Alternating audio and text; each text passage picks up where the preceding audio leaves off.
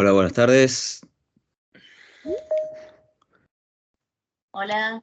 ¿Cómo están? Hola. Buenas tardes. Buenas tardes. Hola. Hola. ¿Qué tal, Carlos? Bueno, El sistema está configurado para autoadmisión, pero no sé por qué algunos me siguen pidiendo admisión, así que vamos a seguir escuchando esa campanita. No sé si ustedes la oyen, yo la oigo, pero bueno, si no la oyen, no se pierden nada. Escucha, pero igual pueden admitir cualquiera a las Es personas. que, sí, yo la configuré para que todos los eventos de aquí en adelante sean sin admisión, pero nunca entiendo qué pasa con esto. Bueno, miré recién, no sé si hay alguien mirando la retransmisión en YouTube, porque como sabemos, la inscripción es muy grande, la primera clase todos se conectan porque tienen ansiedad por saber cómo empieza la materia, etcétera, pero después hay una cierta merma, y entonces es lógico que quizás ya nadie esté necesitando el YouTube. Un motivo por el cual quizás más adelante lo puedo dejar de hacer, porque la verdad que es un incordio para mí tener que combinar tantas funciones. Ahora me gusta hacerlo para fanfarronear un poco, además porque me costó mucho aprender a hacerlo, pero la verdad que si lo puedo dejar de hacer, mejor. Así que en todo caso, dígame a alguien cuando vean este. Marcelo no está Pero funcionando en la este graba- momento. la grabación de YouTube está bárbara para escucharla después también eso. Pero yo no la comparto, la grabación de YouTube. Yo la que subo es la de Teams. Ustedes me están Yo lo robando la. escucho, yo cuando lo vuelvo a escuchar, lo escucho en Sí. YouTube, no sé por qué. No. Vos ves el video en YouTube porque yo subo este video generado por Teams, lo subo a YouTube. Pero no es lo que sale por YouTube.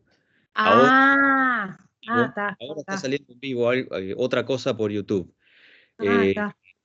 Que me aparece que hay un error. Una franja. No, nunca escuché por YouTube. Lo que hago es cuando después quiero volver a sacar algún dato, vuelvo a escuchar la clase y ahí la vi en YouTube. Está. Ok.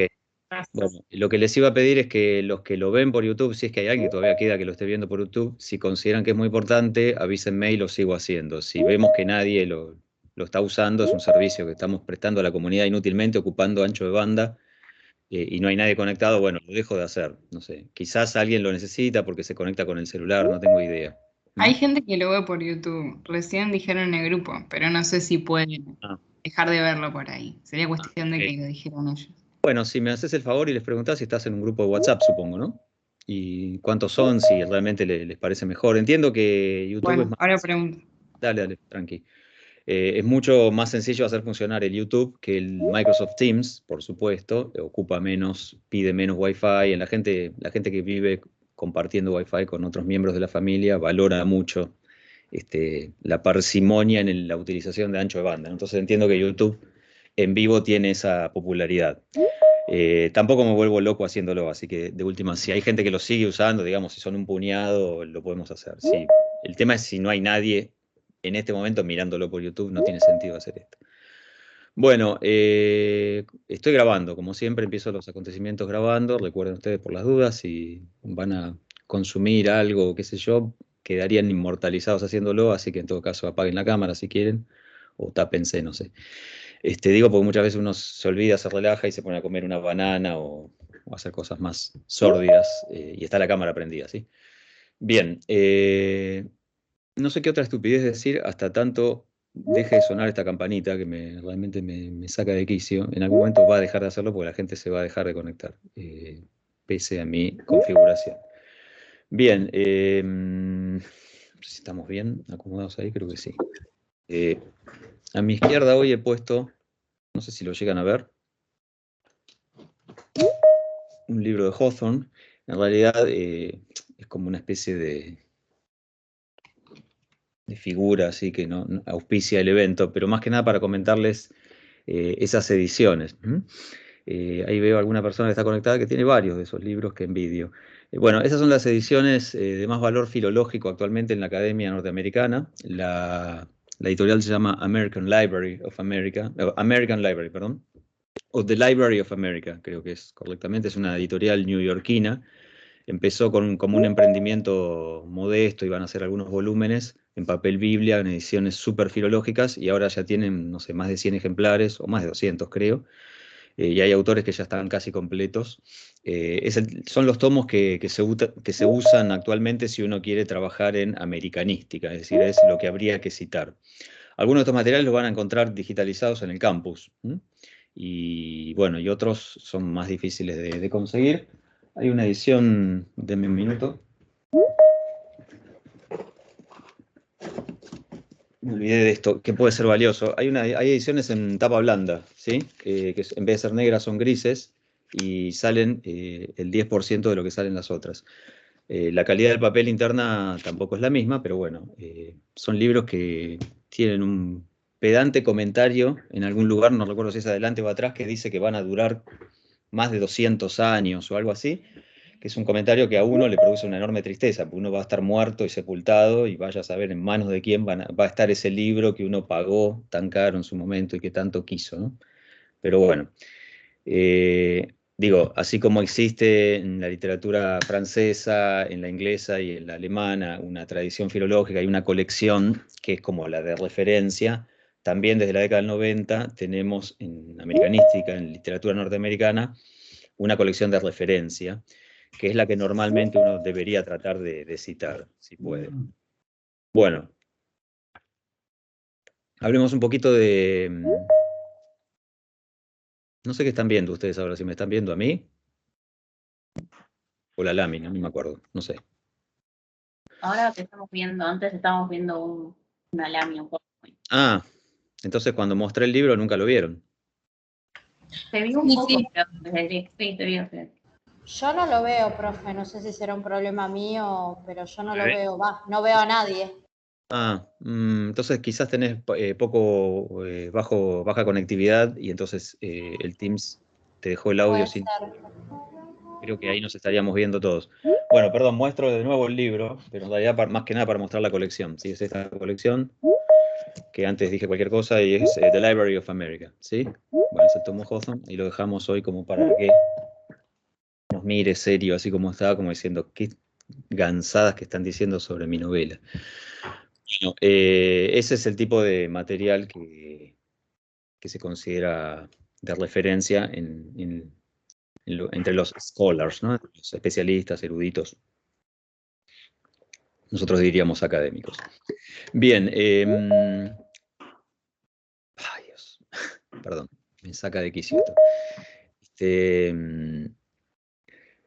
Empecé, como suelo hacerme, el disjockey, digamos, empecé pasando una pieza musical, ¿sí? Tengo mensajes de toda índole. Ay, Dios. Bueno, empecé pasando una pieza musical, no sé si la oyeron, y si la oyeron, no sé qué oyeron, porque tampoco creo que pasar música y un grabador speaker sea la mejor. Bueno, no quiero hacerlo desde el Teams porque tengo mucho miedo de estropear toda la conexión. Supongo que se debe hacer, pero por las dudas lo hago así, de manera rústica. Bien, lo que pasé es el fragmento, o sea, la parte 2, no un fragmento, sino el comienzo del segundo movimiento de la sonata Concord, ¿sí? Eso es de Charles Ives. Ives es uno de mis músicos favoritos. Esperen que prepare una fotito. Creo que preparé una fotito, pero quizás no. La puse en el grupo de YouTube, identificando la transmisión en YouTube. Ah, pero no la abrí. Esperen que la abro y les muestro quién era este personaje. A ver si me deja compartir esta foto. Bien, ese es Charles Ives. Supongo que están viendo ahí una foto de un señor, de un abuelito con cara muy tierna y simpática, sentado contra una pared de pizarra con un bastón. ¿Sí? Ives, I-B-E-S, el gran músico modernista norteamericano, ¿no?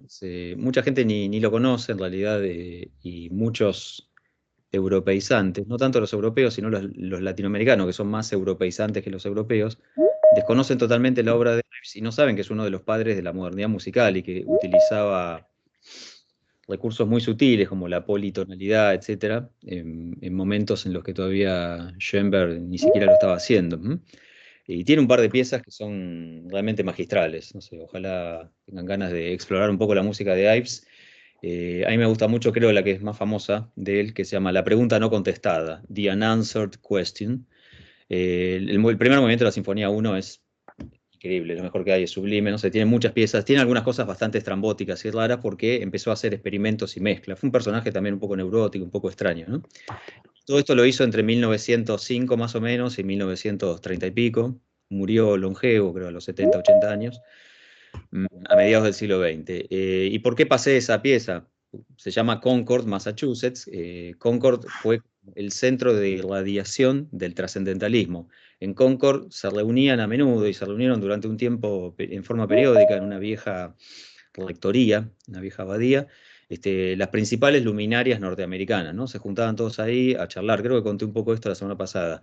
El mejor de todos ellos, digamos, el orador, el más brillante, si ustedes quieren, era Emerson, claro, siempre con su discípulo Thoreau, que le protestaba todo, ¿no? Que es el mejor discípulo que uno puede tener, un discípulo inteligente, no el que dice que no porque sí, como un niño caprichoso, sino el que dice que no desde la inteligencia. Entonces Emerson y Thoreau eran muy amigos, pero vivían peleando todo el tiempo. Supongo que era muy divertido, eran dos genios, ¿no? Después ahí estaba también, en esos encuentros solía estar Alcott, el padre de Louisa Alcott, la autora de Mujercitas, también otro genio del trascendentalismo. Y por ahí han pasado, por ejemplo, también Hawthorne, Longfellow y alguno que otro, que estoy olvidando. Entonces, Ives dedicó muchas obras musicales a Nueva Inglaterra, tiene una famosa obra que son Places from New England, creo que se llama Lugares de Nueva Inglaterra, también bastante extraña, ¿no? Con muchos experimentos sonoros, ¿sí?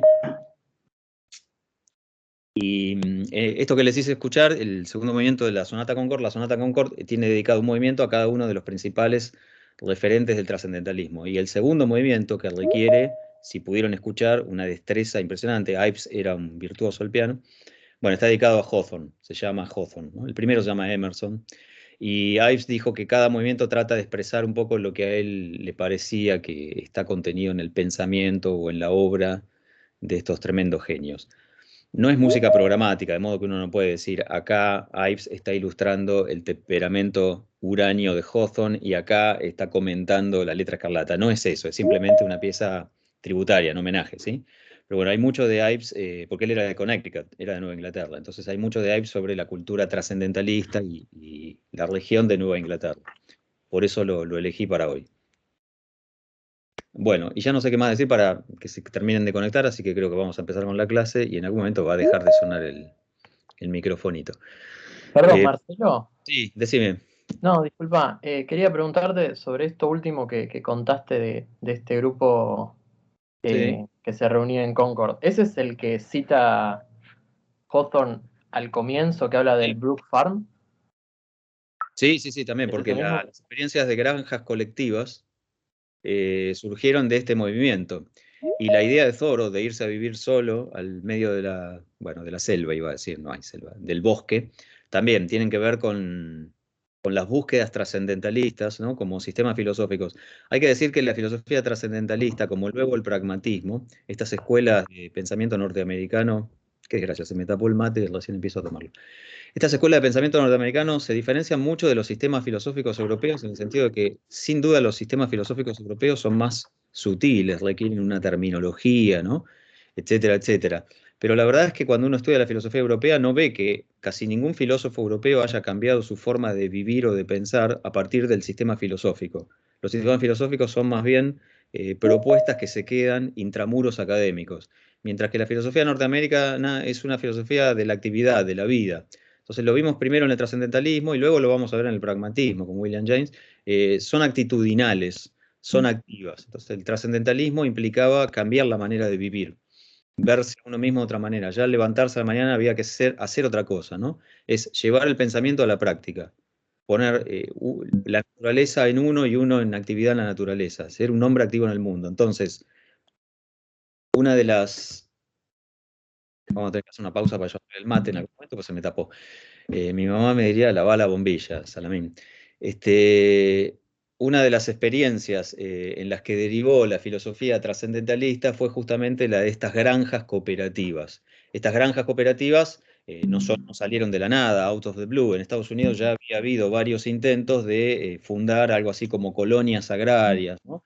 Y de hecho más de un socialista utópico de estos a los que Marx apostrofa en el Manifiesto Comunista, veían con buenos ojos la experiencia de comprar una gran parcela de tierra en Estados Unidos e irse allá con toda su empresa, toda su familia, ¿no? Y tratar de hacer algo así colectivista, socialista.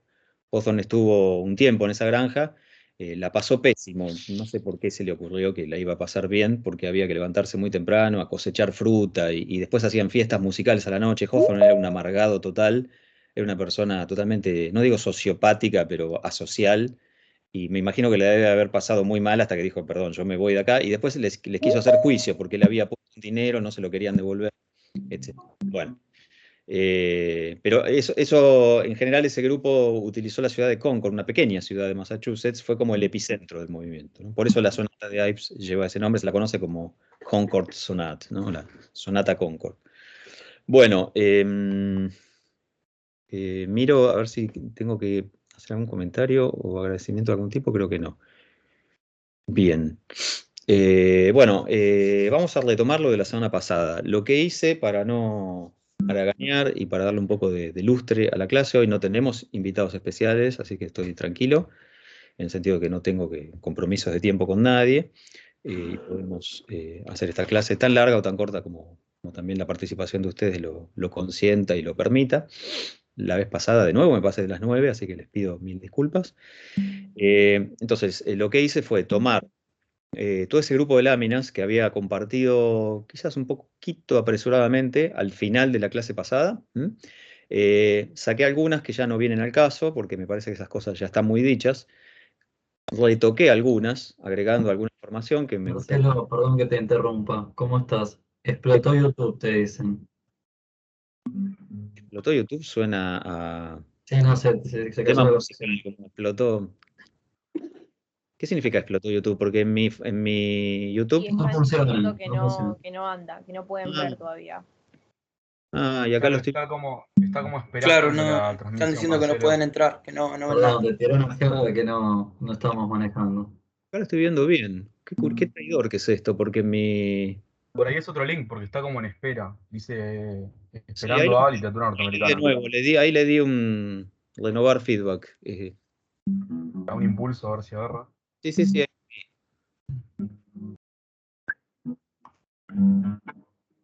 Bueno, si me quedo sin la cátedra, pues siempre puedo Ahora sí, hacer tutoriales Ahora sí se ve, profesor. Ahí está, ya bueno. funciona. Bueno, les pido mil disculpas a los que están por YouTube. Mi computadora y me mostraba que estaba saliendo todo bien. Simplemente lo que hice fue tocar de nuevo el botón. ¿Vieron lo que hacen los ingenieros cuando a ustedes se les rompe un aparato? Llaman a una persona que estudió 15 años y la persona viene y apaga, ¿entiende? Y ustedes se preguntan si esa persona estudió eso, si realmente hay una materia en la que les enseñan que apagar y prender formaría parte de la cuestión. Bueno, no fue que apagué. La nueva es desenchufar, profe, más que apagar y prender. Desenchufa y vuelve a Sí, enchufar. llamás a la empresa de Wi-Fi, le decís, no tengo Wi-Fi desde ayer. ¿Probó desenchufar el módem? Sí, pero desenchufar el módem, claro. Bueno, nada, perdón, lo lamento. No hice nada en realidad, solo toqué de nuevo el botón. Creo que se había quedado como en el buffer el acontecimiento, no sé. Bien, vamos a hablar entonces, les decía, retomo las láminas de la vez pasada, pero vamos a ir un poco más despacio, un poco más organizadamente y un poco más a fondo en algunos aspectos que me interesa en particular profundizar hoy, ¿ok? Mientras tanto, la idea de trabajar este texto, que es un texto fundacional, fundamental, inaugural y todas las cosas terminadas en al que ustedes quieran imaginar, elemental, etcétera, de la literatura americana, no solo norteamericana, ¿no? La primera gran novela del continente para muchos, etcétera, etcétera. Bueno, la idea era darle 2 semanas para que ustedes la puedan leer tranquilos, para que quizás pudieran releer o revisitar alguna parte, ¿sí?, del libro que quizás les resultó un poquito oscura, compleja, o por qué no, aburrida también, ¿no? Es una novela muy estática, una novela que carece casi de argumento, de acción. Se podría contar en muy pocos renglones, o en un renglón, de hecho, porque casi no pasa nada, ¿bien? Entonces, bueno, vamos de nuevo a las láminas. A ver si lo de YouTube sigue bien. Sí, perfecto. Perdón, no pregunté si alguien tiene alguna cuestión, duda, intrigante, alguna cosa que quedó de la semana pasada que queramos recoger antes de empezar de nuevo a hablar de Hawthorne y la letra escarlata. Bueno, cuando quieran, saben que basta abrir el micrófono. No miré el chat, me olvidé, creo que no hay nada. Bueno, son todas quejas por YouTube. ¿Se me escucha? Sí, se te oye. No, estuve leyendo el material que dijo que era para hoy, y especialmente el de Poe, me pareció un poco como confuso o contradictorio, o sea, no entendí, como que no terminé de entender su opinión con respecto a Hawthorne. Ah, bien, bueno, una buena pregunta. Hoy justo quiero comentar un poquito más, Bueno. dado que Poe es mi autor predilecto, quería comentar un poquito más esa relación entre Poe y Hawthorne, pero bueno, aprovecho tu pregunta. Te referís a las reseñas que Poe le dedicó a Hawthorne, ¿no? A partir del 42, una reseña que le queda corta, después vuelve a... No sé por qué alguien me pide admisión. Una reseña que él dice que tiene poco espacio, entonces que después la va a ampliar, la amplía un poquito y después termina haciendo una última reseña, ¿sí? A eso, ¿no? Ese conjunto de reseñas que conocemos como el Hawthorne de Poe, ¿sí? Es Poe comentando primero un libro de Hawthorne, Cuentos contados dos veces, y después dos libros de Hawthorne, ¿sí? Reuniéndolos en una reseña. Bien, lo pueden discutir de hecho también en Prácticos, porque imagino que allí ya esta semana están comenzando con los cuentos de Poe y discuten la teoría del cuento de Poe. Digamos, Poe va a elaborar en la década del 40 una serie de textos poéticos. Es un Poe tardío, o sea, Poe ha estado escribiendo algunos de los mejores cuentos de la historia de la humanidad en la década del 30, y a partir de 41, 42 va a empezar a volcar toda su reflexión en distintos comentarios. El más importante por lejos es el que le dedica a Hawthorne, ¿sí? Poe quería hacer reseñas porque le daban los libros para reseñar, a veces se los quedaba y los vendía, o era la única manera de tener libros porque no los podía comprar, y además le pagaban la reseña. Entonces para él era un buen negocio hacer una reseña. Y lo que dice allí sobre Hawthorne es verdad, tenés razón, es bastante ambiguo. Poe lo admira, lo está tributando, pero por otro lado, no, Poe era muy ególatra, ¿sí? Muy, ¿cómo decirlo?, narcisista, y no quería reconocerle la genialidad a un contemporáneo, sobre todo en un campo en el cual Poe sentía que él era el que se estaba destacando, que es el del relato breve. El cuento propiamente dicho, dice Poe, o sea, perdón que me olvido de mirar a la cámara, tale proper, ¿sí? Tale proper quiere decir el cuento propiamente dicho, ¿no? No el cuento oral, sino el cuento escrito, que es como una maquinita, ¿no? Un mecanismo. Y Poe reconoce en Hawthorne atisbos de genialidad. Discute que Twice Told Tales sea un buen título, lo cual no es verdad. Discute algunos cuentos, pero básicamente, ¿qué es lo importante allí que está diciendo Poe? Poe dice que Hawthorne está encontrando el truco, ¿no? El secreto, el mecanismo del relato breve. Y este mecanismo pasa por la concentración de materiales, la unidad de perspectiva, ¿sí? Lo que Poe después va a llamar unidad de interés, unidad de efecto, lo va a llamar de distintas maneras. Y sobre todo, Poe se da cuenta de que Hawthorne está lidiando aún con un viejo fantasma, pero que por momentos se lo saca de encima, y ese fantasma es el de la moralidad.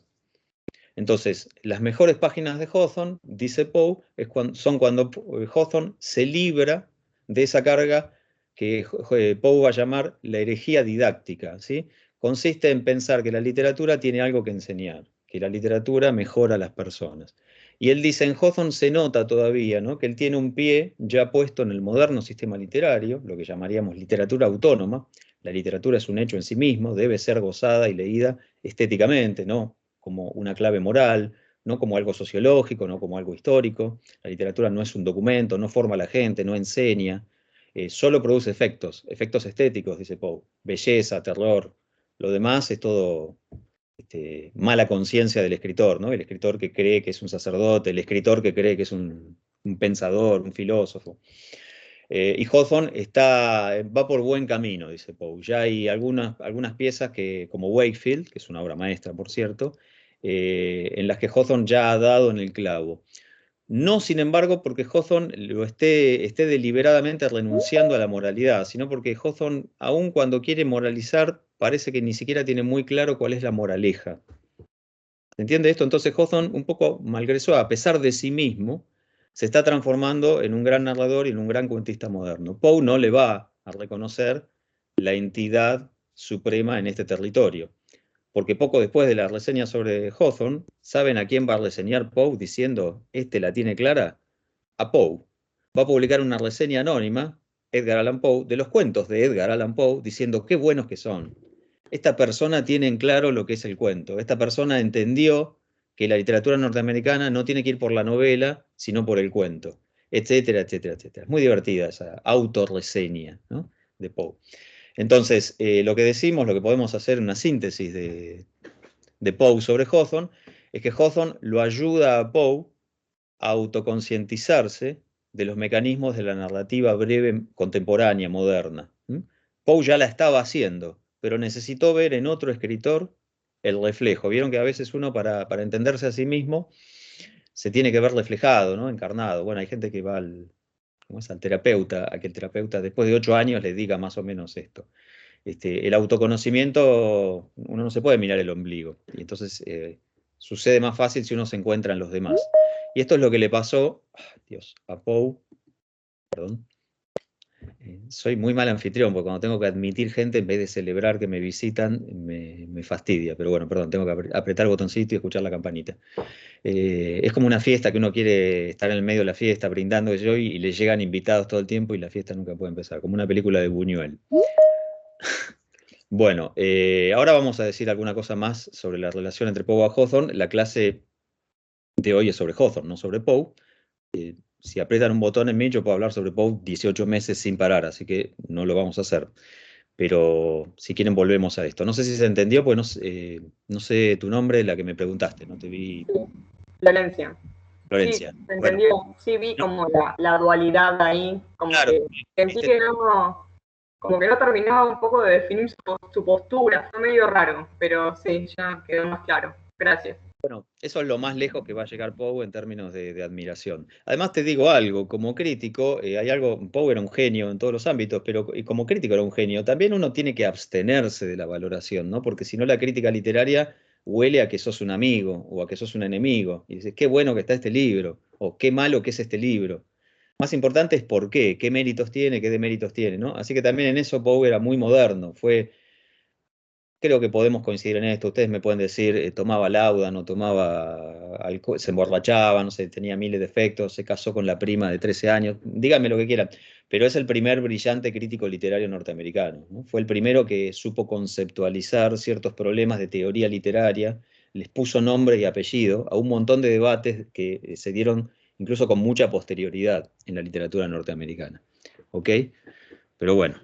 Bien, y claro, el texto de Poe sobre Hawthorne les viene muy bien esta semana porque muchos ya están arrancando con la segunda clase y están empezando a ver ni más ni menos que al propio Poe. Bueno, ¿alguna otra cuestión? Vamos a las láminas. Me interrumpen cuando quieran, ¿eh? Yo no es que estoy diciendo nada de memoria, así que... Bueno, deberían estar viendo, creo yo, la lámina, aunque no sé si lo están viendo. Sí, se ve, profe. Sí, profe. Perfecto. Esperen que acomode un cachito para los que están en YouTube, que no sé quiénes son. Hay un comentario en el chat sobre, creo que la clase pasada. A ver. Es de Sole Carosello. Espera, a ver, déjame encontrarlo. Uy, lo perdí. ¿Querés que lo lea? A ver. Espera, no puedo ser tan estúpido. El de Sole Carosella. En un momento el texto dice que los puritanos... O no sé si. Sí, es ese.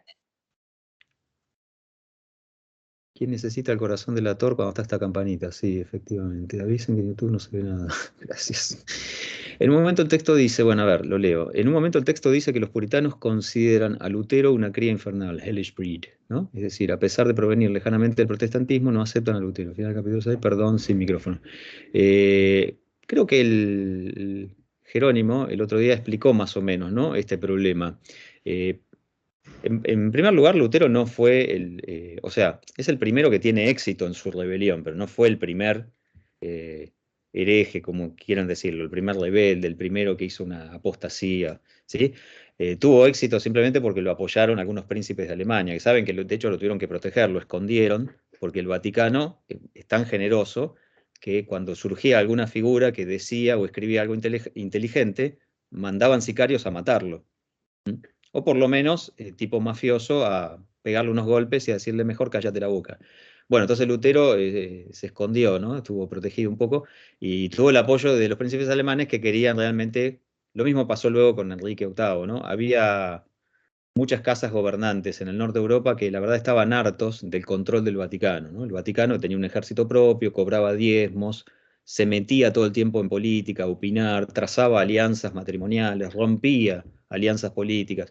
Entonces, en el norte de Europa había un deseo de cortar con eso. Lutero fue el primero que tuvo éxito, era un genio, un teólogo inteligentísimo y además tuvo un respaldo político, pero no fue el primero ni fue el último de una larga serie de cristianos rebeldes contra la Iglesia de Roma. Después de Lutero hubo otros, y uno de los más importantes fue Jean Calvin, ¿sí? En Suiza, Juan Calvino. Y Calvino se apoyó un poco, tomó la resonancia de Lutero, pero la reformuló e introdujo un par de principios doctrinales que son radicalmente adversos al luteranismo. De allí una gran enemistad. Ustedes podrán decir, bueno, los protestantes, cuando uno se cría en un contexto católico, como suele suceder en Argentina, los países latinoamericanos en general, donde el catolicismo es muy, muy prevalente, es raro y pasar por un barrio y ver una iglesia que no sea católica, apostólica romana, ¿no? Entonces a uno le cuesta entender el protestantismo y son todos gatos que terminan yendo a una misma bolsa. Pero la verdad que hay protestantismos, son muy distintos, algunos se llevan muy bien entre sí, son casi afines, y otros se llevan muy mal, y hay mucho odio y rencor. Y por supuesto la política tiene un poco, bastante que ver con esos odios, porque algunos protestantismos se transformaron en religión de Estado, y otros protestantismos quedaron siempre marginados, ¿no? Y cuando uno es religión de Estado, no tiene presupuesto. Y cuando uno no está en las arcas, tiene que pasar la gorrita y pasar la bolsita y buscar contribuyentes, ¿no? Es muy distinto pelearla para que tu fe se expanda si no tenés un apoyo presupuestario que sale, ¿sí?, de las arcas de un Estado nacional. Así que esto agrega otra dimensión problemática. No solo discuten si estamos o no predestinados al cielo o al infierno, sino que además hay una cuestión de plata y de poder. Así que no se sorprendan de estas expresiones de odio. En todo caso, sí deberíamos decir que los protestantes, pese a que muchas veces se odiaban entre sí, tendían y tienden aún a cerrar filas cuando aparece el católico. Sobre todo en el norte de Europa, en Estados Unidos, al católico lo llaman despectivamente papista, porque defiende al papa. Entonces, es como en los clubes de fútbol, digamos, voy a hacer un comentario que muchos de ustedes tienen derecho a odiar, como hincha de Boca. Uno diría, todos se odian entre sí, pero todos se amigan para estar contra Boca, porque Boca creo que tiene 2 hinchas más que todos los demás equipos. Es un ejemplo de muy mal gusto, perdónenmelo, no me importa un bledo igual. Pero bueno, diríamos, cuando aparece el papista, todos los protestantes medio como que dicen, bueno, en el fondo Lutero, Calvino, el enemigo es el papista. Desaparecido el católico, vuelven las enemistades. Eso pasa todo el tiempo, sigue pasando. Cada vez vivimos en una sociedad más laica, más secularizada, donde estas rencillas han perdido peso. Manon tropo, en algunos países siguen siendo muy importantes. ¿Ok? Así que sí, no se sorprendan de esos comentarios. Los puritanos son más calvinistas que luteranos. Son calvinistas, no son luteranos, claro. De Lutero conservan apenas alguna que otra cosa, el principio de interpretación y alguna otra cosa, pero muy poco. La animosidad contra Boca es más debido a Macri. Bueno, creo que no, pero no importa. Bueno, ¿me están viendo a mí o están viendo las láminas? Perdón, porque lo olvidé. Las dos cosas. Se ven las dos cosas. ¿Se ven las dos cosas? Ahora dejamos de ver la lámina. Ahora solo te vemos a vos y a todos los demás. Ahora voy a Ahora solucionar sí, ahora sí. ahí les veo. Ahí vemos las dos cosas. Ahora, no, a ver. ¿Ven las dos cosas? ¿Me siguen viendo a mí? La lámina se ve. Claro, yo pensaría... Depende de la configuración que tenga cada uno en su pantalla. Pueden ver el chat al costado y si no también la pantalla. Sí, exactamente. Están las dos alternativas. Esa es la clave. Bueno, muy bien. Bueno, si me tienen a mí, sáquenme y listo. Entonces, teórico 3. Empezamos más o menos en serio ahora y más organizadamente. ¿Sí? La letra escarlata, continuamos lo de la vez pasada. Algunas láminas, como dije, son las mismas. Esta me quedó tan linda que la volví a usar. Esperen que agrande un poco esto porque sé que los de YouTube no lo pueden ver, creo. A ver qué ven los de YouTube. Bueno, más o menos lo ven bien. Bueno, entonces, gran foto de Hawthorne, pero ya la comentamos la vez pasada. Sobre esto, quería decir alguna cosita más. A ver si fui claro. Ustedes pueden decir, y a menudo va a suceder, ¿no? Que los escritores norteamericanos tienen que poder ser englobados en los movimientos europeos, entonces van a, qué sé yo, van a leer y van a oír hablar de Poe, el romántico. Y bueno, hay muchos motivos para decir que Edgar Allan Poe es consustancial al romanticismo, pero por otro lado, la idiosincrasia americana todo lo cambia. Yo defiendo bastante esta idea, y sobre todo en Estados Unidos, porque ya esta cultura tenía siglos. Entonces decir que llegan las oleadas de Europa y que son lo mismo, pasando el Atlántico, me parece un poco, qué sé yo, torpe, un poco crudo. Pero lo puedo entender en la necesidad de periodizar. Es decir, cronológicamente, Hawthorne y Poe aparecen en los estertores del romanticismo europeo. Por lo tanto, obviamente, muestran marcas de romanticismo, ¿sí? A la vez está surgiendo el realismo en Europa, en 1830, piensen en Balzac, en Stendhal. Entonces ustedes también pueden decir, bueno, pero son escritores, qué sé yo, de la época realista. Y la verdad es que cuando hacen esa mezcla es muy inconsistente, no es seria. Por eso se sugiere siempre en americanística trabajar con periodos y movimientos propios. ¿Y dónde ponemos a Hawthorne, un hombre tan extraño, ¿no? Tan sui generis en todo lo que hace? Él mismo inventa conceptos para exculparse literariamente, dice que hace romance, dice que la ficción es un territorio neutral, etc., ¿no? Bueno, lo más obvio, lo primero que a uno le viene a la mente, lo más recomendable, son estas dos categorías. Trascendentalismo como el gran movimiento intelectual americano, ¿sí? Que empieza a surgir en la década de 1830, más o menos se daría cuando Emerson toma la decisión de dejar de ser un pastor, un teólogo, y empezar a ser un conferencista, alguien que escribe ensayos y da conferencias por Nueva Inglaterra. Entonces se emancipa, se seculariza de la iglesia, ¿sí? Protestante a la que pertenecía, y se transforma en un pensador individualista, que tiene toda una filosofía de vida. Y rápidamente esto hace resonancia en muchos amigos, en muchos colegas, se ha mencionado antes algunos, todos escritores notables, todos hombres geniales. Algunos van a hacer una carrera literaria prominente, como Whitman. Algunos van a hacer una carrera como literato y como diplomático, como Longfellow. Algunos serán muy pocos conocidos, pese a intentar en la literatura, como Margaret Fuller, y otros serán más bien ensayistas, ¿no? Oradores, como Emerson y Thoreau. ¿Bien? Entonces, es recomendable pensar a Hawthorne dentro del trascendentalismo, pero aquí viene el problema. Hawthorne es un pesimista, Hawthorne ve lo oscuro. Si leyeron el hermoso ensayo de Melville cuando se enamoró literalmente de Hawthorne, verán que allí lo que dice Melville es que Hawthorne es la negrura, es la oscuridad, nos trae malas noticias, ¿no? Es el infierno. Eso es lo que lo hace bueno, lo compara con Shakespeare, ¿no? Es el gran escritor de la literatura norteamericana. Y habla de The Power of Blackness, ¿no? El poder de la negrura. No es pajaritos y flores, no es un trascendentalista, en el sentido que el trascendentalismo propone la inmanencia de lo trascendente en cada sujeto, cada individuo lleva a Dios en el pecho, hay algo panteísta y bastante obvio, ¿no? Hawthorne más bien va por el camino contrario. ¿En qué sentido pertenece Hawthorne a esto? Bueno, son sus amigos, son sus lecturas, son sus afinidades, pero con las que estaba en discordia. Por eso hizo tan buenas migas con Melville, porque también Melville no era de Nueva Inglaterra, era de Nueva York, pero cuando se asentó durante un tiempo en Nueva Inglaterra, Melville se sentía muy solo, porque le parecía que todos los escritores, los pensadores, estaban en esta clave optimista, panteísta, ¿no?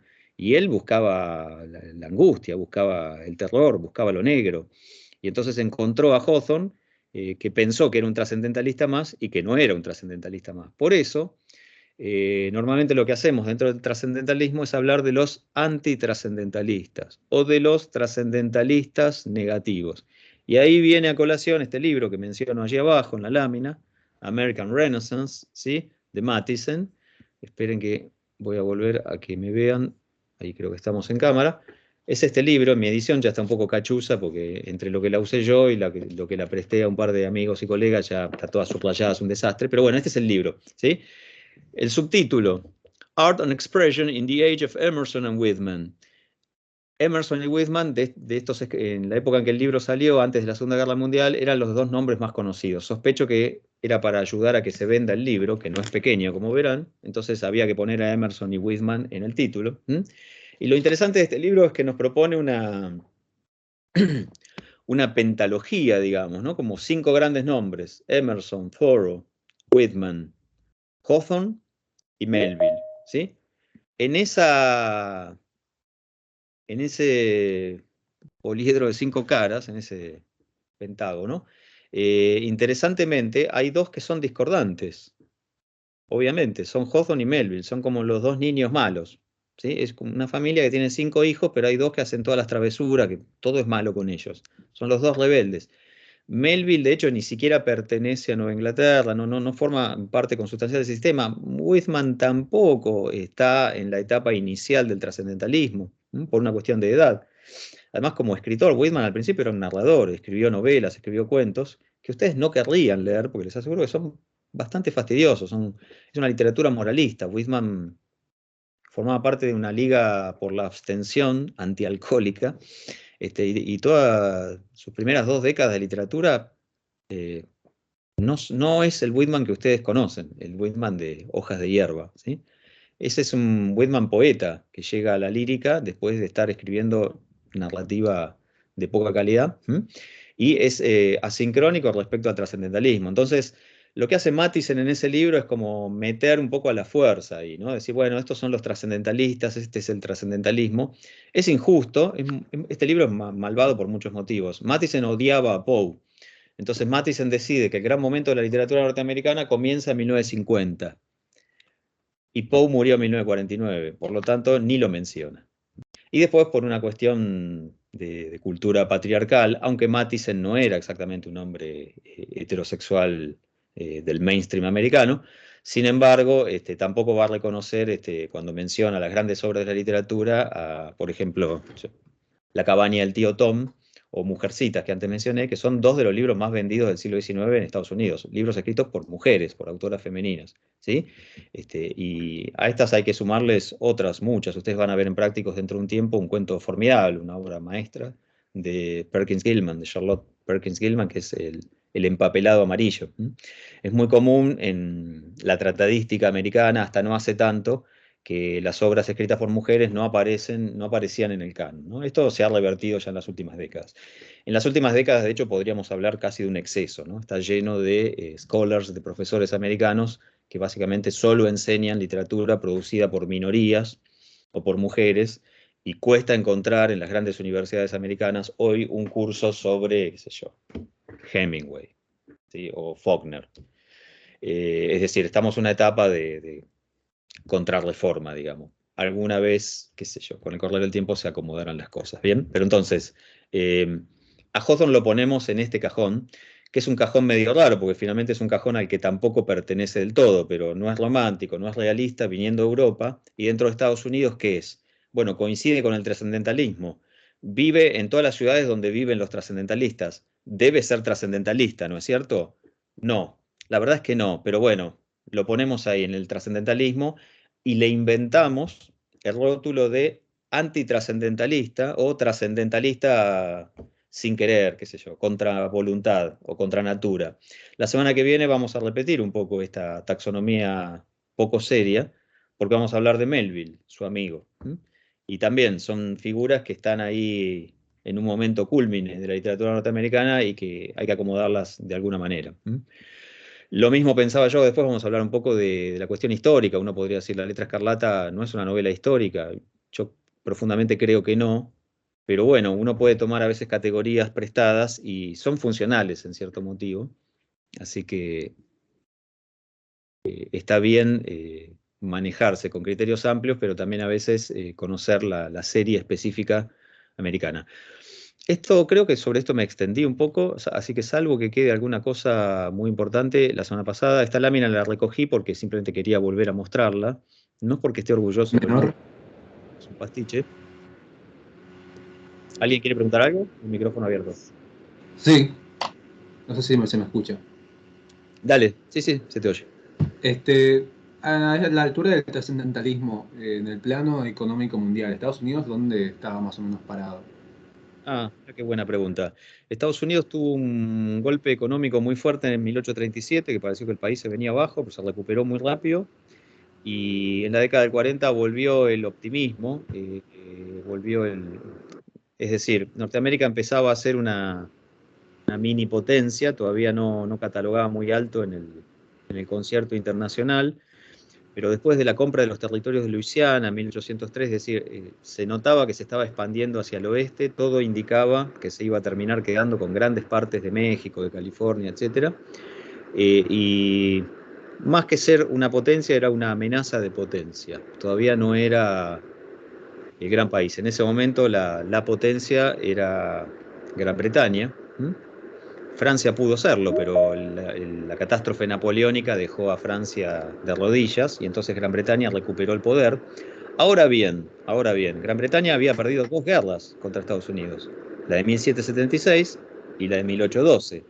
Entonces, cuando uno piensa que la primera potencia mundial había perdido 2 veces contra Estados Unidos, ya se da cuenta de que Estados Unidos era un oso que se estaba poniendo en 2 patas, ¿no?, para atacar. Pese a todos los enormes problemas internos que tenía. Y en parte, voy a decir algo tristísimo, en parte esos tremendos problemas internos que tenía, la necesidad, o el deseo en todo caso, no era una necesidad, de exterminar al indio, etc., y el deseo de anexar tierras, promovieron las industrias pesadas, el ferrocarril y la armamentística. Y eso fue clave para el crecimiento económico de Estados Unidos, porque produjo ocupación plena. Toda la gente tenía trabajo, trabajaba en el campo o trabajaba en las fábricas, ¿sí? Entonces, digamos que la maldad, la violencia, la crueldad fue un gran negocio, sobre todo en el siglo XIX. Y creo que lo siguió siendo en el siglo XX.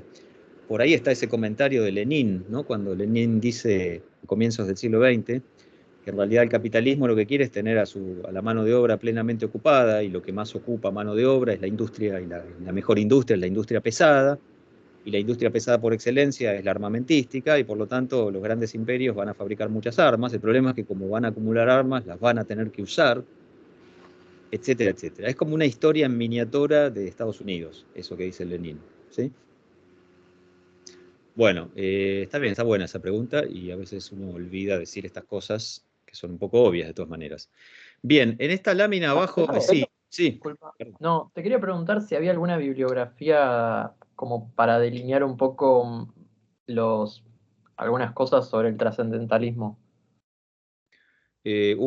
Claro, hay una bibliografía, a partir del primer libro importante sobre teoría literaria norteamericana, que es el de Parlington. Diría que esa es una gran bibliografía, pero algo más moderno, bueno, que ustedes puedan encontrar, y los hermosos prólogos a las ediciones de cátedra, por ejemplo, los ensayos de Emerson, ¿sí? Los tengo allí cerca. Eso es muy recomendable. En 2 páginas, lo que escaneé de Javier Coy sobre Hawthorne y Melville, que está en el campus, en 2 páginas, Javier Coy creo que explica muy bien lo que era el trascendentalismo. Por supuesto que es una cosa muy estética, ¿no? Y después, bueno, cualquier edición de Walden, de Thoreau, que ha salido hace poco en Argentina, no la tengo todavía, no sé si tiene un estudio, pero sospecho que debe tener algún estudio crítico. Bueno, también allí. Si les interesa mucho este tema, puedo buscar algo y recomendarlo o subirlo digitalizado. Avísenme. Dale, muchas gracias. El trascendentalismo de nada. El trascendentalismo no es un gran tema en este programa, tampoco lo fue el año pasado, porque el año pasado dimos el cuento, ¿sí? Y ya les dije, los cuentos de Whitman son un desastre. Y el trascendentalismo no es un gran tema este año, porque este año estamos viendo la violencia, la representación de la violencia, o la literatura como expresión de la violencia, ¿no? Y los trascendentalistas buscaban negar la violencia, atenuarla, superarla, ¿no? Era un culto de la actividad en la paz, la vida en la naturaleza. Por eso es lógico que un programa con este tema no contenga, qué sé yo, ningún ensayo de Emerson o de Thoreau. Podríamos poner, sí, qué sé yo por fanatismo personal, podríamos poner Desobediencia Civil de Thoreau, texto fundante para el pensamiento de Gandhi, donde se ve ahí la rebelión, se ve ahí justamente la disidencia, ¿no? Una de las claves de Norteamérica. Ustedes por ahí tienen una visión un poco simplista de Estados Unidos, del mainstream, ¿no? El consumo, la sociedad de masas, todos son iguales, todos piensan lo mismo, todos comen comidas altamente calóricas y miran las mismas estupideces. Bueno, pero ojo, porque es un país profundamente individualista, donde cada uno se siente solo, piensa por sí, sálvese quien puede, y eso tiene aspectos muy malos, pero también aspectos muy lúcidos. Mucha gente tiene que pensar en soledad las claves de la propia existencia, ¿no? Cada biografía es una aventura personal. El desafío para el norteamericano es salir adelante, hacerse a uno mismo. Y eso tiene un vértigo, también ahí hay que invertir un capital libidinal, y esto ha provocado que muchos salgan adelante desde la rebelión, desde la sedición. Vamos a ver algunas de estas figuras geniales, aisladas, marginales, autodestructivas. Allen Ginsberg, por ejemplo, ¿sí? Más adelante. En fin. Bueno, lo que sí quería mencionar, ahí abajo hice esta horrible cruz color verdoso, pero me interesa que presten atención a este texto, que ahí lo estoy marcando con el cursor. El progreso del peregrino, de Bunyan. Era un libro que se les daba a leer a todos los niños. Esa es la gran alegoría cristiana.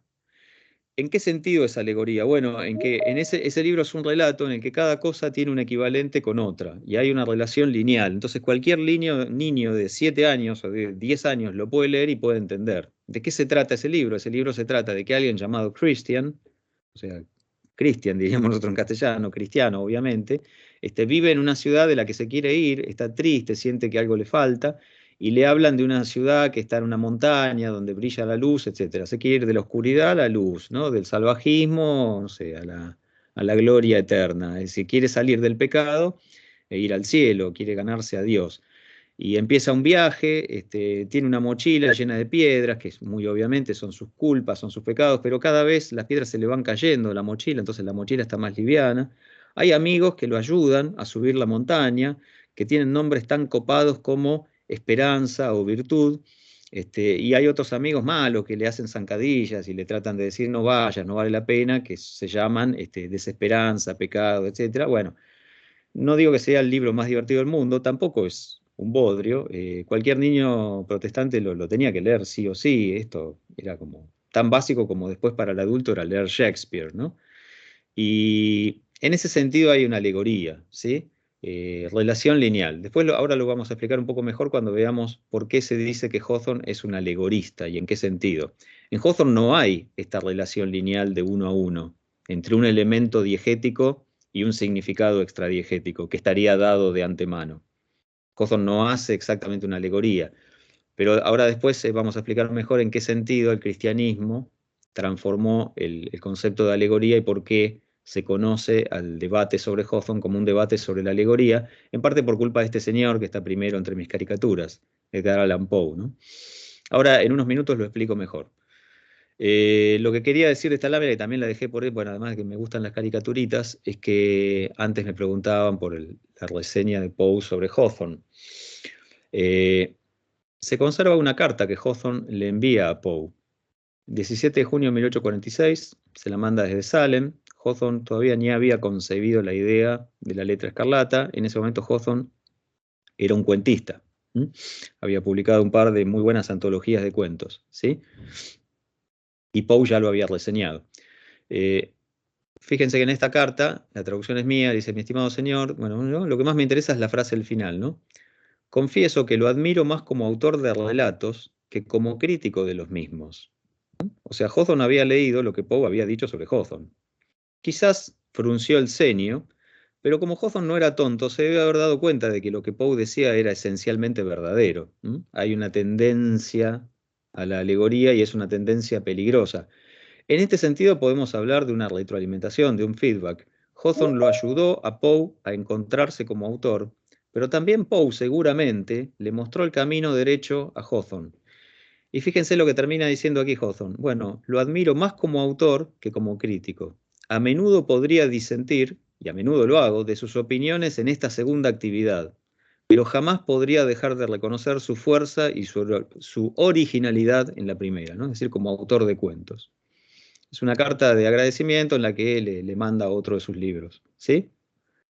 Bueno, es la única carta que se conserva de Hawthorne a Poe. Casi ninguna carta que recibió Poe se ha conservado, porque Poe cambió de domicilio 18 veces, perdía todo, se emborrachaba y perdía el portafolio y no conservó casi nada. Las pocas cartas enviadas a Poe que se conservan tienen que ver con que los que se la enviaban hacían una copia. En esa época, y les diría que hasta el siglo XX, era común cuando uno mandaba una carta más o menos importante o a alguien importante, uno se hacía una copia, por las dudas, para acordarse de qué era lo que decía en esa carta, por si después la carta era tergiversada o no era contestada y había que volver a mandarla, etcétera, etcétera. Bueno, sobre la poética autoral, así que aquí sí quiero estacionarme un ratito. Y voy a volver a verlos un poco para que esta lámina aburrida, bueno, verme a mí no es una gran mejora. Esperen que miro el chat, a ver si hay algo. Siempre que digo que voy a mirar el chat, pongo los participantes, me confundo, perdón. Bueno, nada. Bien, entonces, dijimos la vez pasada, creo que lo dije así de una manera enfática. Para entender a Hawthorne, ¿alguien quiere decir algo? No, hay una mano levantada, no sé si. Ah, perdón, a ver. Ah, sí, tenés razón, gracias. Hola, Te escuchamos. perfecto. Te quería preguntar, perdón, es una pregunta con delay. Respecto de lo que decías de los prejuicios acerca del estadounidense, te quería preguntar si tiene algún tipo de valor literario o filosófico, porque no la conozco, no la leí. A Ayn Rand, es una escritora y filósofa que está circulando bastante en algunos espacios, más en las redes sociales, que me imagino que quizá en los cenáculos literarios. Pero te quería preguntar si la conocías, porque es un poco la que introduce el individualismo del que mencionabas como bandera estadounidense. Gracias. ¿Me mencionás de nuevo a la persona? No escuché. Sí, te lo escribo en el chat también. Ese favor, dale. Ayn Rand, la que escribió Atlas Shrugged. Ah, sí. Qué sé, a ver, no sé, es una persona polémica, famosa, yo no soy nadie, ¿quién soy yo para decirte si tiene, o sea, sí, tiene una entidad cultural, es una promotora de debates más o menos serios y tiene algo que decir, no es no es una persona de la televisión, digamos, ¿no? Pero bueno, son polemistas, son ensayistas provocadores, tiran dardos, a veces aciertan, pero sí, es bastante recomendable. No entendí si tenías obras de ella y querés saber si leerlas, Mariana.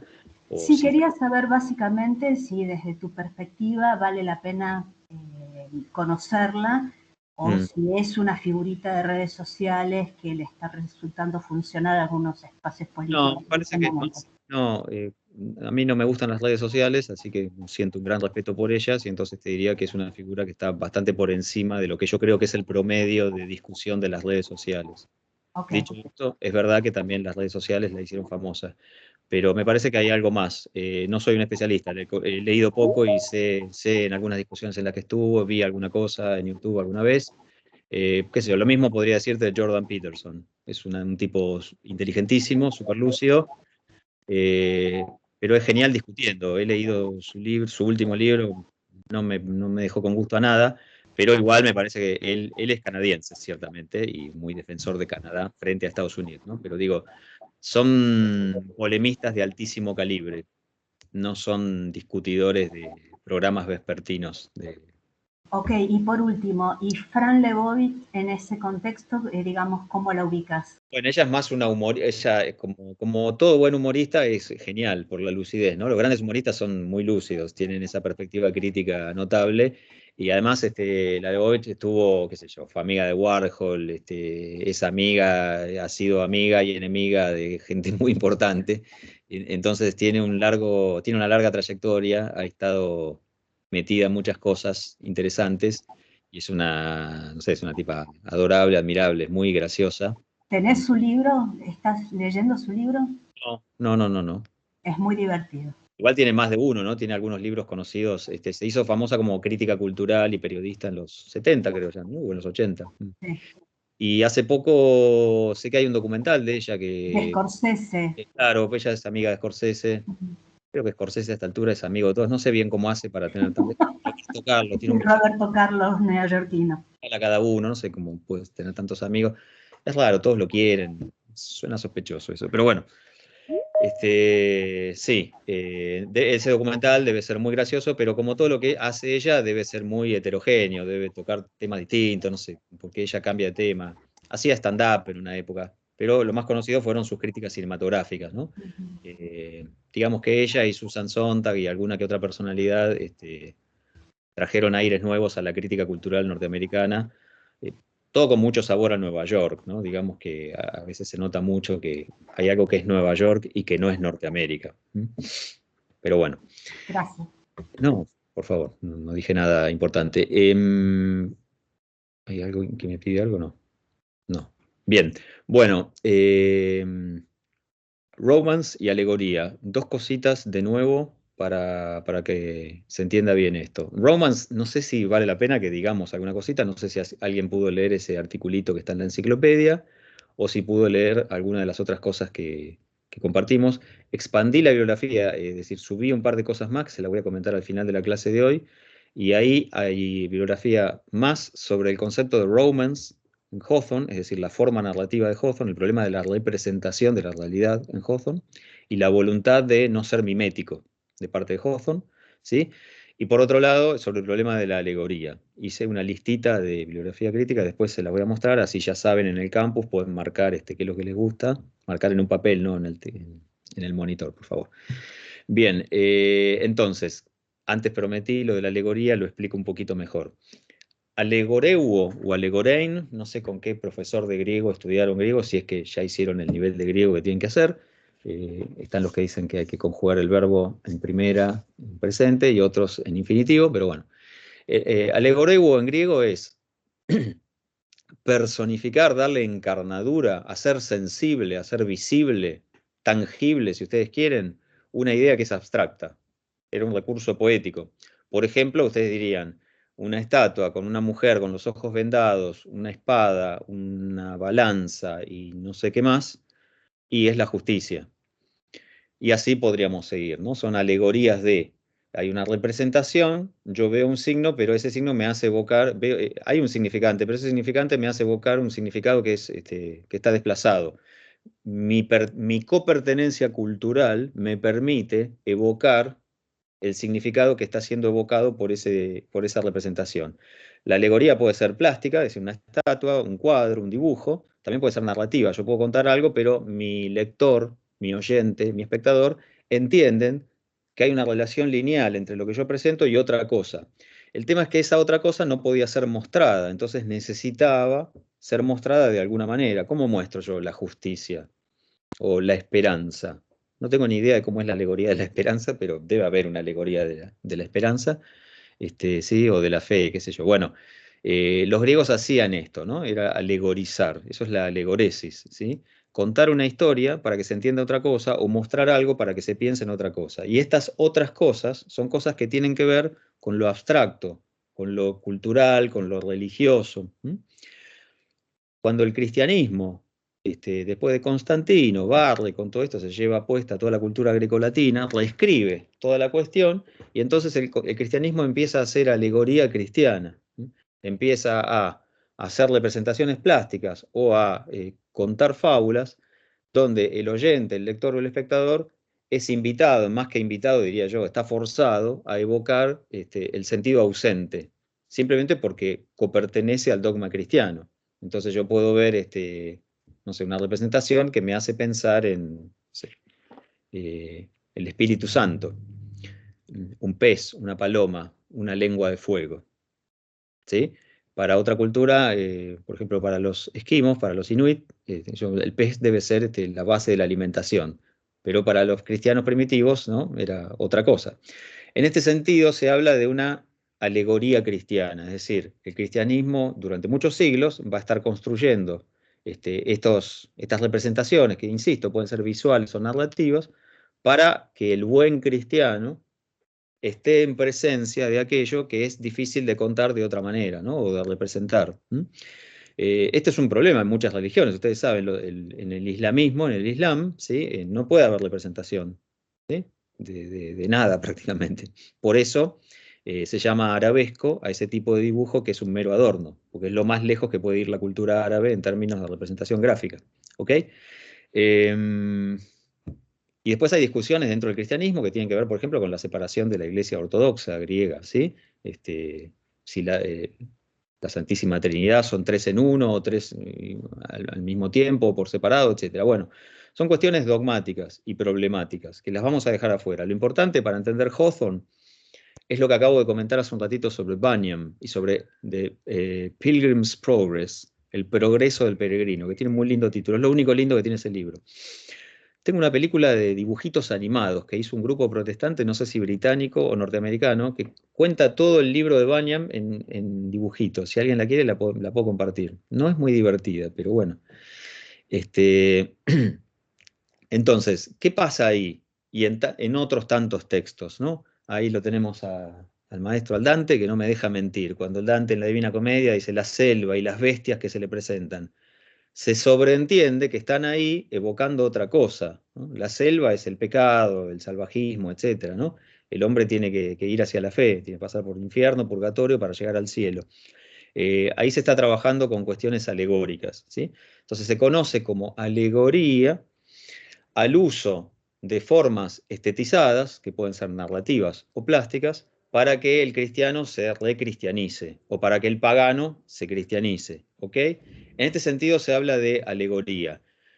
Y hay un problema cuando se dice que los escritores, algunos escritores cristianos, sobre todo de la tradición protestante, son alegoristas. Esto es algo que ustedes pueden leer, por ejemplo, dicho obviamente sobre Hawthorne, que es donde más va a aparecer, pero también Stevenson, Robert Louis Stevenson, ¿sí? Muchos relatos de Stevenson parece que tienen un contenido moral, ¿no? También está la cuestión de la culpa, como Mannheim, etc. Bien, ¿en qué sentido hablamos ahí de alegoría? Bueno, lo decimos en el sentido de la pretensión moralizante y cristianizante de parte del autor, pero no en el sentido de que sus textos contengan una relación lineal de equivalencia 1 a 1, porque entonces no serían textos literarios, serían deplorables textos infantiles, para que un niño de 6 años los pueda entender. Entonces, Hawthorne es un alegorista en el sentido de que está toda la problemática moral y por momentos pareciera que tiene algún tipo de posicionamiento sobre el cristianismo que compartirnos. Pero es tan ambiguo, duda tanto, era una persona que nunca fue a misa, por ejemplo, Hawthorne. Cuando llegó a la adultez ya no lo obligaban a ir a misa, dijo, puedo no ir a misa, no voy más. Nunca más fue. La familia iba, él no, él se quedaba en la casa, solo, enojado, fumando. Entonces, esta visión negativa, polémica, incómoda, ¿no?, del dogma cristiano, de la fe cristiana que tenía Hawthorne, lo pone en un lugar muy raro, porque uno dice, es un alegorista, es un moralista. ¿Pero moralista de qué? Si no tiene una moral. ¿Alegorista de qué religión? Si no tenía religión. Es un cristiano incómodo, ¿sí? Y esto se nota en los mejores textos de Hawthorne. Cuando Hawthorne baja el calibre es esto, pero casi nunca lo baja, casi siempre lo sube. Y cuando lo sube se transforma en un escritor absolutamente moderno, porque es polisémico. Y esto es lo que les da el sabor particular a la literatura de Hawthorne. Pareciera que tiene una especie de aspiración o pretensión moralista, cristianoide, vamos a decirlo así, y quizá la tiene, porque él mismo coquetea con eso, ¿no?, y lo da a entender en algunos textos y paratextos, pero por otro lado, Hawthorne es infinitamente más grande que eso, es polisémico. La Letra Escarlata es la gran novela de la polisemia, porque justamente lo que presenta la Letra Escarlata es como ese título muy lindo de Paul Ricoeur, el conflicto de las interpretaciones. Es una novela sobre interpretaciones, es una novela en la que están en lead diferentes hermenéuticas. Para empezar, el objeto simbólico es polisémico, todo el mundo lo decodifica distinto, ¿no? Y además se la pasan buscando signos en el cielo y todos se están persiguiendo entre sí, ¿sí? Y buscan signos en la cara, en el cuerpo, ¿no? Así que la polisemia es lo que transforma a Hawthorne en el gran escritor que es, y de esto se dieron cuenta Poe y Henry James, que hay una culposidad, hay una incomodidad en Hawthorne, pero gracias a Dios Hawthorne la rompe, Hawthorne va del otro lado. Y por eso es alegorista, y se habla de la alegoría en el sentido de que están impregnados, sus textos están insertados en sus diégesis, momentos que son claramente de reflexión cristiana y moral. Y más de una vez, sobre todo en sus narrativas breves, Hawthorne clausura sus piezas con algo que se parece a una moraleja. Pareciera que hay una moraleja. Así como Benjamin dice de Kafka, que parece que son fábulas a las que le falta la moraleja final. Bueno, en Hawthorne está la moraleja, lo que pasa es que no se entiende. Es una moraleja confusa. Está formulada como, el narrador dice, y por eso tal cosa, ¿no? Nos explica el relato, pero no se entiende muy bien esa explicación. Es una explicación que se queda corta, que es insuficiente y que es polisémica, es ambigua, es contradictoria. Este es el secreto del éxito de la literatura de Hawthorne, ¿no? tiene este aspecto arcaizante, porque nos trae toda la cuestión moral, ¿no? Y cristiana, que uno pensaría que en 1850 ya había que dejarla de lado. Pero la pone a jugar en una situación problemática, porque él mismo está en tensión con ella. ¿Se entiende? Entonces, cuando decimos Hawthorne es un alegorista, decimos que la literatura de Hawthorne incluye este problema, el problema de la alegoría cristiana y el problema de la pretensión moral y didáctica.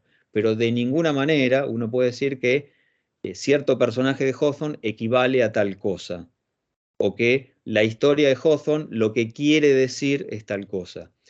A veces está casi al borde de eso, ¿no? Por ejemplo, cuando uno lee Young Goodman Brown, pareciera que ahí hay algo así como una parábola, ¿no? Pero bueno, es discutible y hay muchas posiciones distintas, por lo tanto parece que prevalece la polisemia por sobre la equivalencia lineal. Entonces, Hawthorne no es alegórico, Hawthorne es simbólico, Hawthorne crea símbolos, porque los símbolos son polisémicos y son reinterpretables, porque no tienen una decodificación prefijada. No importa qué cultura yo pertenezca, cuando Hawthorne me muestra un objeto o me presenta un personaje, yo le empiezo a atribuir sentidos en función del relato que Hawthorne me está contando. Es un constructor de símbolos intradiegéticos y no un explotador de alegorías cristianas prefijadas. ¿Se entiende esto? Esto es clave que se entienda. Porque si no, O sea, ¿me escucha, profesor? Se te escucha, sí, señor. Decime. Sí, o sea que quiero decir, al ser polisémicos, esos símbolos pueden significar para determinado lector algo positivo como algo negativo. O sea, quiero decir, podría leerlo una persona que, no sé, que tiene fuertes creencias religiosas y por ahí decir, qué ejemplar este autor, cómo promueve nuestros valores, o puede leerlo una persona en las antípodas de eso y también celebrarlo. Exactamente. Ok. Lo interesante de Hawthorne es que vos me podrás decir. Bueno, gracias. No, hay muchos escritores que son polisémicos, ¿no? Digamos que la literatura contemporánea en general es polisémica, porque si no sería bastante más monocordia aburrida. Ahora bien, la particularidad, el gusto peculiar de Hawthorne, que entiendo que no es un escritor del que uno se enamora al principio. A mí me tomó años amarlo y adorarlo. No es un escritor cordial, grato, ameno, divertido. Ahora, lo particular de Hawthorne es que está todo el tiempo problematizando esto. O sea, en la narrativa de Hawthorne hay un problema, es que hay que interpretar cosas. La letra escarlata se trata de eso, y un montón de relatos de Hawthorne se tratan de eso. Hay signos, hay símbolos, hay señales, hay indicios. ¿Qué querrán decir? Y siempre aparece un pastor vestido de negro diciendo, esto es tal cosa, pero está el vecino que dice, no, esto es tal otra. Y finalmente, y el narrador trata de superarlos, ¿no? Como diciendo, en realidad, la posta es esta, pero tampoco es la posta. El lector queda confuso, queda como teniendo que elegir. Y en este conflicto de interpretaciones está, como yo digo, el sabor peculiar y particular de Hawthorne. Es un escritor que hace de esto un problema.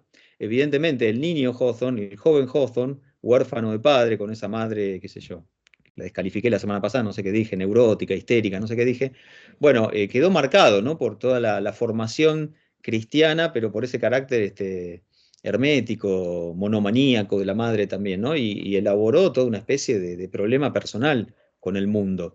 No poder decodificar las señales del mundo, no compartir un dogma, implica que no tenés un plan de vida. Este es un concepto fundamental para los protestantes. Lebensplan, plan de vida. Desde Lutero en adelante, ¿sí? El protestante tiene que tener un plan de vida. Y si no lo tenés, la vida es un caos, la naturaleza es opaca. ¿Para qué estoy yo acá? ¿Qué me está pasando? No tengo un camino marcado, no sé por dónde ir. Eso genera angustia. La literatura de Hawthorne expresa muy bien esas angustias. A veces lo hace de una manera un poco más lúdica y a veces se pone muy, muy pesado. Hay momentos de la letra escarlata que son realmente muy renegridos, donde la cosa está muy tensa. Hay mucha angustia. Bien, ¿levantaste la mano de nuevo, Mariana? Sí, perdón. ¿No encontrás en ningún momento un poco de sarcasmo, digamos? Por momentos es tan imbancablemente solemne que pareciera que está estableciendo como un contrato con el lector para que todos nos podamos reír un poco de sus propias apreciaciones.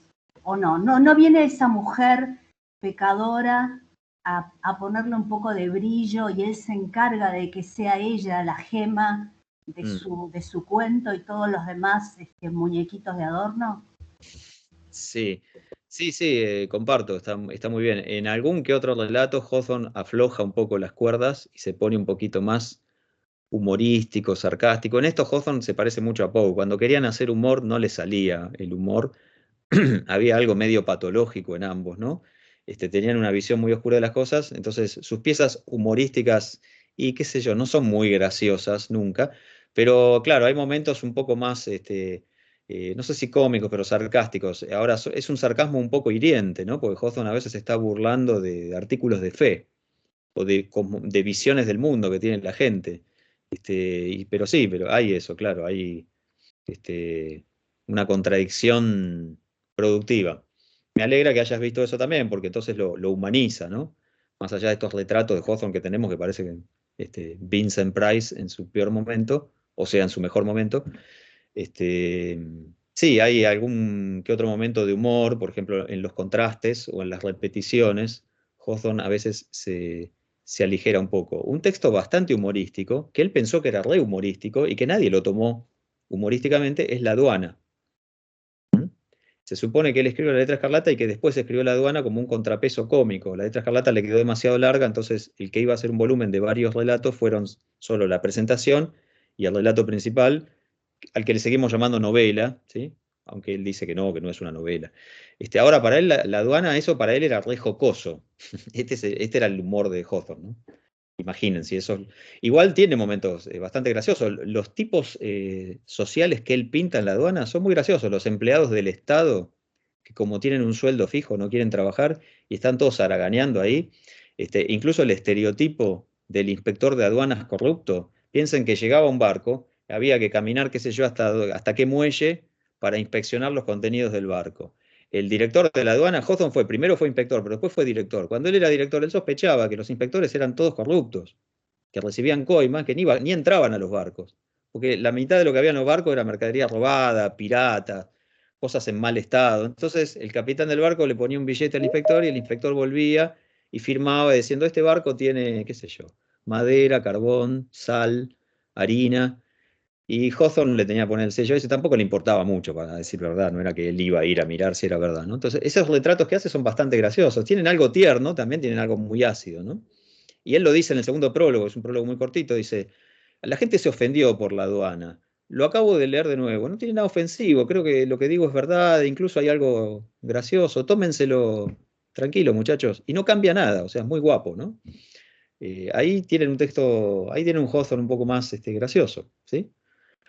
Bueno. Marcelo, una observación que decías con la polisemia de la novela, sí. Y de que quizás no es una alegoría. Puede ser que en los relatos de Dos cuentos veces contados, por ejemplo, pienso en la muñeca de nieve, sí haya un poco más de alegoría, porque en ese caso, en la muñeca, no por ahí era una escritura más joven o por la brevedad del relato, es más fácil encontrar una alegoría que un símbolo. Sí, sí. Mirá, yo te digo, El Holocausto de la Tierra, La Serpiente en el Pecho, Goodman Brown, etcétera, son relatos que se dejan leer en una clave alegórica un poco más empobrecedora, vamos a decirlo, ¿no? Y que si uno los quiere defender como literatura autónoma y moderna, y bueno, hay que encontrar méritos en la sintaxis, en las imágenes, pero la verdad que parece que tienen esto que Poe llama la herejía didáctica, ¿no? Parece que nos quieren enseñar algo. Y más que enseñar algo, Hawthorne hace lo que normalmente un escritor de ficción hace cuando se pone moralista.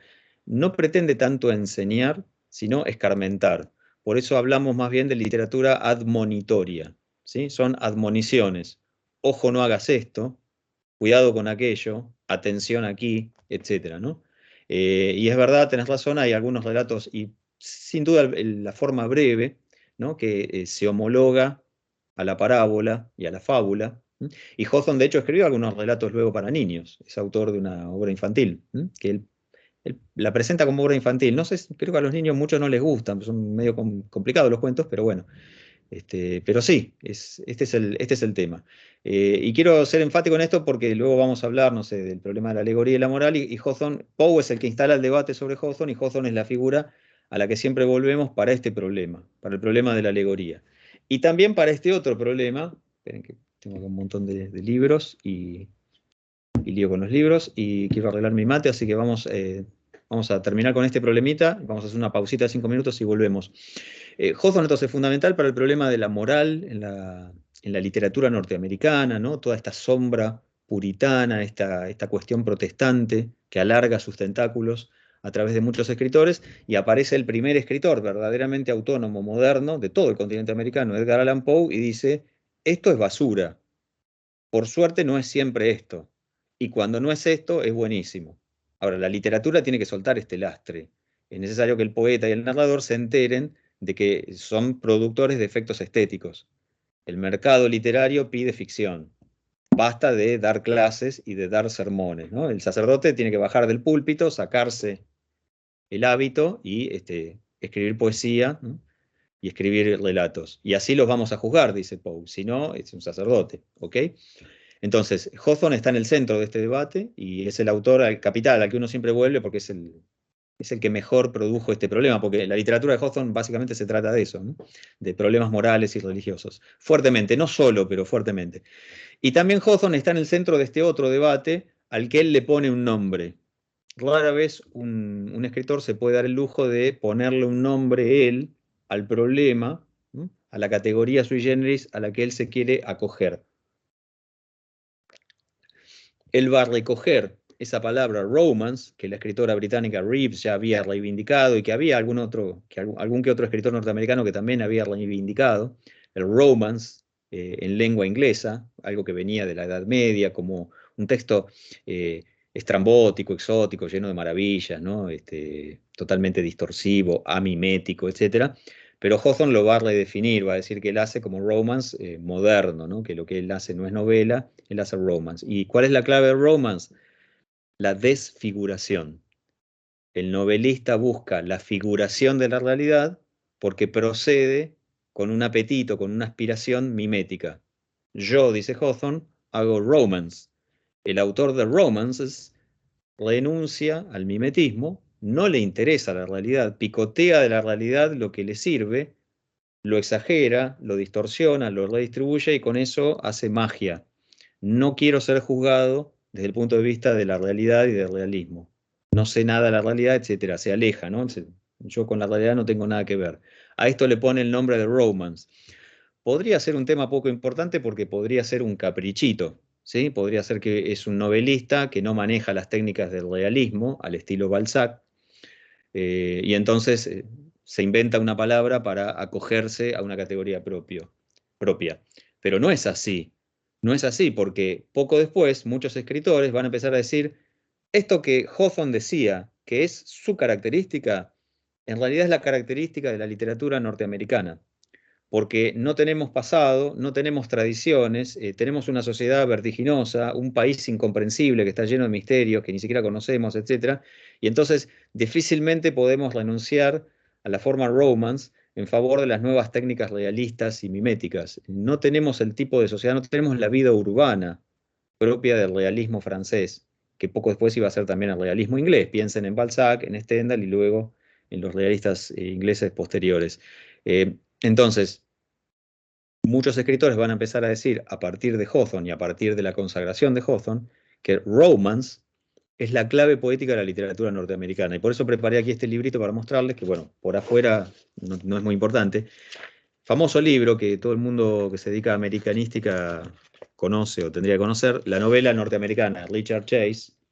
Escaneé el capítulo dedicado a la letra escarlata de este libro y lo puse en el campus. Así que no se angustien, no se pongan ansiosos, después lo van a poder leer, son pocas páginas muy luminosas. Lo que les quiero contar básicamente, ¿qué dice aquí Chase? Algo que tampoco es tan original, aunque él fue el primero que lo puso así en una forma muy cruda, muy blanco sobre negro, o mejor dicho, negro sobre blanco. Toda la literatura norteamericana, la narrativa norteamericana, es romance, porque los escritores norteamericanos tienen un problema con la cultura, no pertenecen nunca del todo, ¿sí? No están nunca bien instalados en ningún lugar, son como eternos niños, eternos aventureros, todo en Estados Unidos está como empezando cada vez de nuevo, todo va muy rápido, etcétera, etcétera, por muchos motivos, algunos de los cuales acabo de mencionar, La literatura norteamericana cuando narra, la buena literatura norteamericana cuando narra, no es realista. Y entonces les quiero contar el índice, por eso me dejé el libro aquí, para que tengan una idea de cuál es esta especie de canon, ¿no?, que hace el profesor Chase. Empieza por Brockden Brown. No sé si se acuerdan, mencioné que en el origen de la literatura norteamericana hay un novelista gótico, bastante importante, que incluso se llegó a vender bien en Inglaterra, ¿sí? Brockden Brown. Hay traducida una sola novela de él al castellano, Wieland, en editorial Valdemar. La tengo digital si alguien la quiere leer. Bueno, entonces, está bien, novela gótica, ¿no? Digamos que no es muy realista. Luego habla de James Fenimore Cooper. Y James Fenimore Cooper, esas historias de aventuras, ¿no?, entre los indios y los colonos franceses e ingleses que peleaban por lo que luego iba a ser Estados Unidos y Canadá, en la región de los Grandes Lagos, que hoy separan Canadá de Estados Unidos. Bueno, se podría decir que también en Cooper en realidad Cooper nunca se propuso ser realista y él era bastante ignorante respecto a las culturas aborígenes, de modo que es casi un romance a la fuerza.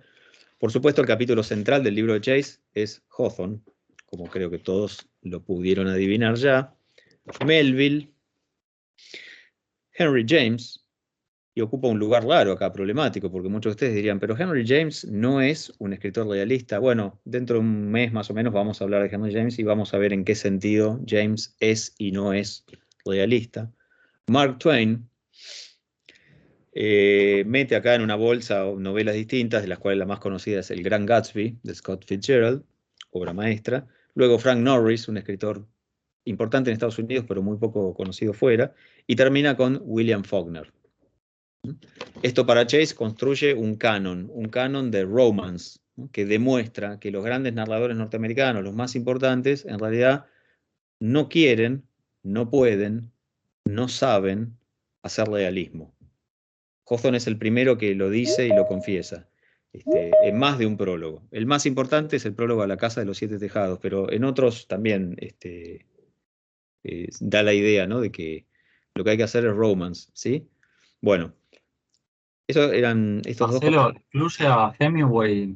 No, buena pregunta. No incluye a Hemingway. Se hizo al sonso. Se lo olvidó. Excluye, por eso. Eso me escuchó bien. Sí, se hizo el sonso.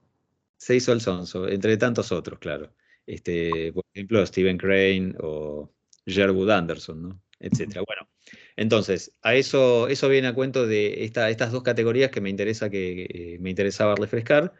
Ahora, si les parece, hacemos una pausita de 5 minutos nomás. No sé, es algo que alguien necesite un poco más, me lo dicen. Si no, creo. Sí. Una pregunta, esta reticencia de Hawthorne con la religión, ¿no? Es causa un poco de ese tormento de no poder leer los signos, ¿no? Como de la ambigüedad del mundo, digamos, en el sentido de no tener como esa matriz de sentido, como para decodificar las cosas, ¿no? Y eso a su vez como un poco enriquece, por un lado, se da la polisemia, y por el otro es como el tormento, digamos, más o menos. Sí, creo que podríamos hablar de un dogma religioso como una clave interpretativa. La persona que tiene una fe y tiene un dogma estable al que pertenece, tiene una clave interpretativa. De hecho, ustedes conocerán gente creyente, quiero creer, no sé si ustedes mismos no lo son. Cuando pasa algo, ustedes sueltan una mala palabra, no sé cómo interpretan la cosa, y una persona creyente lo interpreta de otra manera, ¿no? Y eso pasa todo el tiempo. Hay gente que va por la vida viendo signos y señales de algo, y otras no. Y eso, bueno, tiene un precio a pagar, ¿no? Hawthorne forma parte de la primera mitad del siglo XIX, ese momento en el que el mundo se secularizó brutalmente, producto de la alfabetización y la escolarización y el crecimiento de la institución ciencia. Y entonces esa generación, muchas generaciones en realidad, incluso hasta el siglo XX, ¿no?, en distintos países han sentido el abismo, la angustia. Niños que salen ateos siendo hijos de padres muy religiosos, ¿no? Y en la mesa familiar ahí hay una incomprensión, es incomunicable. ¿De qué estamos hablando? La gente religiosa, los creyentes, creen que lo importante es la vida ultraterrena, por lo tanto, este momento en la vida terrenal es muy breve, es un valle de lágrimas, un pequeño paréntesis, tenés que salvarte, si es que podés salvarte, si es que no crees en la predestinación. Y por lo tanto, hace lo necesario para salvarse. Ahora, el que no cree en eso no va a hacer nada, ¿qué le importa? El fenómeno contrario también, ¿eh? A ver, ¿cuál sería? Me perdí. Hijos de ateos que se vuelven religiosos. Ah, sí, claro, sí, sí. Niños que no hemos pasado Navidades y que Sí, nos sí. contaron que los reyes eran los padres y que ni bien pudimos nos bautizamos. Los reyes eran los padres. Wow. Sí, sí, sí, claro, pásalo también. ¿Y por qué uno siente ciertas angustias? Hay un vacío, ¿no? Es un problema que tienen muchas visiones del ser humano y muchos discursos políticos también, ¿no? Ignorar la dimensión simbólica, como si se pudiera vivir sin eso muy felizmente. Entonces uno habla muchas veces con gente joven y no tan joven y dice, ¿no crees en el alma? No. ¿No crees en Dios? No. ¿Y quién hizo esto? No sé, Big Bang. Como si el Big Bang, ¿y quién hizo el Big Bang, no? ¿Y qué pasa cuando morís? No sé, no me importa. Bueno, hay gente que ha logrado vivir sin que esto sea un problema. No sé si es bueno o malo, simplemente describo un fenómeno. Es el fenómeno del laicismo absoluto.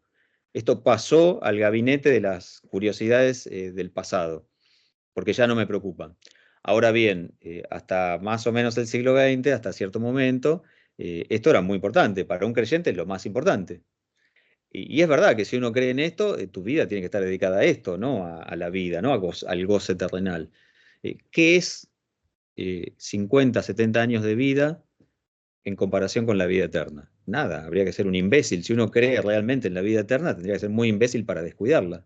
Así que, ¿qué pasa con esa gente que está en la transición, que entra en conflicto, que deja de creer, a la que, por ejemplo, la institución eclesiástica se le revela como una falsedad? Algo que en el siglo XVIII en Europa pasó mucho a partir de la crítica ilustrada, ¿no? Los ilustrados demolieron a la iglesia y a mucha gente se le vino abajo la iglesia y con la iglesia se le vino abajo la fe. ¿Y qué hacemos? ¿Qué ponemos ahí? El progreso, ¿no? Surge un nuevo mito. Bueno, no importa la vida de ultratumba, importa acá y ahora, pero entre todos juntos tenemos que mejorar y progresar. Y surge un nuevo mito compensatorio, el mito progresista, porque ya no hay un mito escatológico de salvación, ¿sí? Y bueno, estas son las angustias que Hawthorne vivió como nadie, y están en la raíz de la letra escarlata, evidentemente. La nueva religión. Sí, bueno, después podemos hablar más de esto. No sé cuál sería esta. Hasta donde yo sé, no hay una especie de furor neo-religioso, o quizá por la pandemia estoy muy aislado y no me enteré, pero bueno. No, no, en absoluto. Ah, ok. Porque Lo lo que hay. sí hay es un neobudismo Sí, sincretismo. mediero, que Sí, sí. consiste en meditar y en hacer cosas que no veo cuál es la diferencia entre el resto de las liturgias tradicionales históricas de nuestros abuelos, pero, por ejemplo, mis amigas meditan, respiran. Sí, sí, sí. Sí, está el neo, lo que sí está de moda es creer la inteligencia artificial como dogma. Eso sí está muy fuerte. Sí. A veces hay ideas que son fuertemente materiales, terrenales, etcétera, y ocupan el lugar de lo religioso, ¿no? Y mucha gente las cultiva y no se da cuenta de que les rinde culto como si fueran valores religiosos. De hecho, se ofenden si se lo decís, ¿no? El algoritmo. Pero bueno, los criptos, sí. Bueno, déjenme arreglar el mate, que el pecado es importante, la salvación es importante, pero el mate también es importante. En 5 volvemos. ¿Les parece? Y tengo muchas láminas más, avancé poco, quiero sacarle más el jugo a todo lo que pensé para la clase de hoy. Coordinamos según mi reloj, es caprichoso, no sé, para ponernos de acuerdo. Aquí dicen I38, o sea que yo, qué sé yo, I43 me conecto, o sea, en 5 minutos. Ustedes miren sus respectivos relojes y en 5 minutos se reconectan, ¿ok? ¿Estamos? Dale, dale. Dale, en 5, ahí nos vemos. Dejo de grabar y vuelvo. Dale. De una.